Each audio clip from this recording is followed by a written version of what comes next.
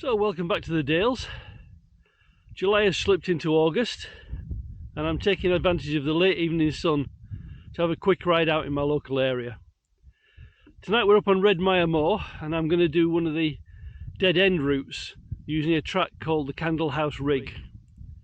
As always with these dead end routes, the question is it worth the ride to get there?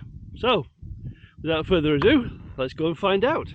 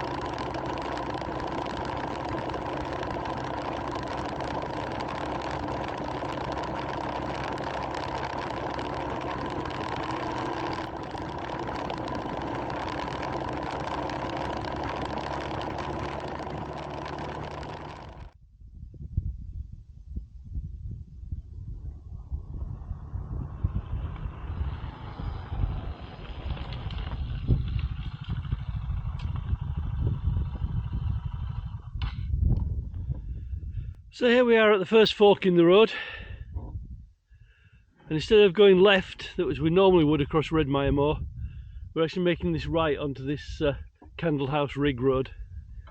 It should be well maintained shooting tracks if the rest of the roads appear anything to go by, so should make for a pleasant ride.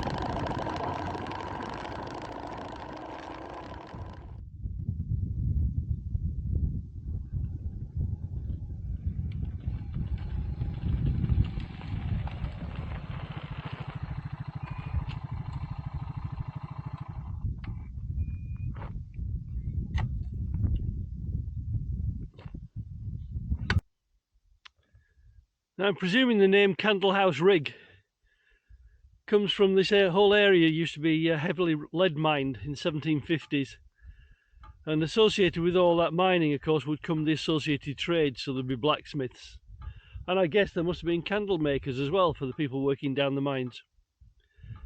I don't think that is an original house, I think that's a shooting bothy, but it's indicative of what would have been up here at the time.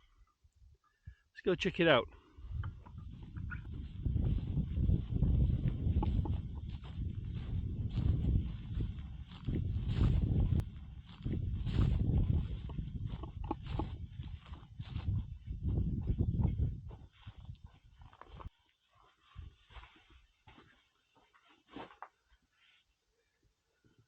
Well, it certainly looks old enough to a bit of the period.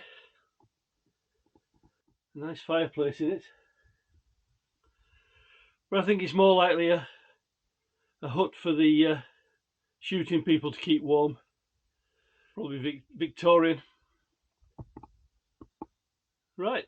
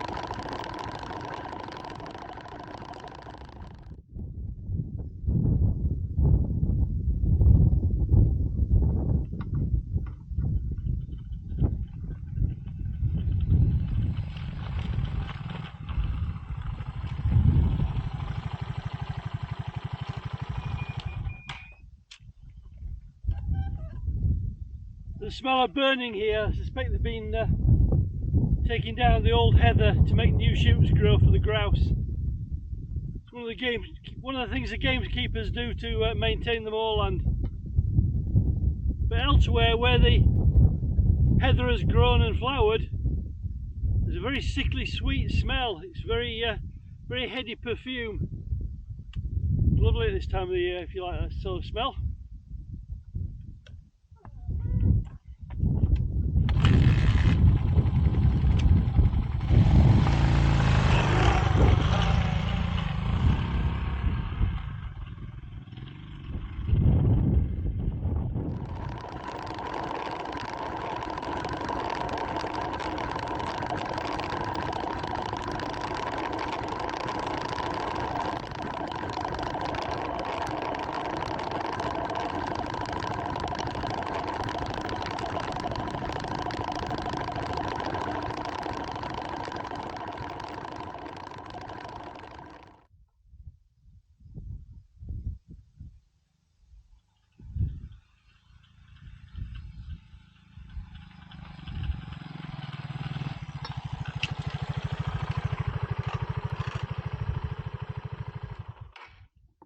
And here we are at the end. Nice and simple route. Very good. Now there is supposed to be an object up here called the Snowden Man. I have no idea what it is, so I don't know what I'm looking for. So I might make it a bit hard to find. But let's go have a look anyway. By the way, good views from up here. Right across to Arkengarthdale and Fremington Edge. Across Swaledale. Very pretty. And very quiet. Apart from the sound of farmers shooting rabbits with their shotguns. Right, let's have a look for the Snowden Man. Well, like I said, I had no idea what the Snowden Man was. But on the map it does say in brackets BS, and apart from the obvious, I can only think that means boundary stone.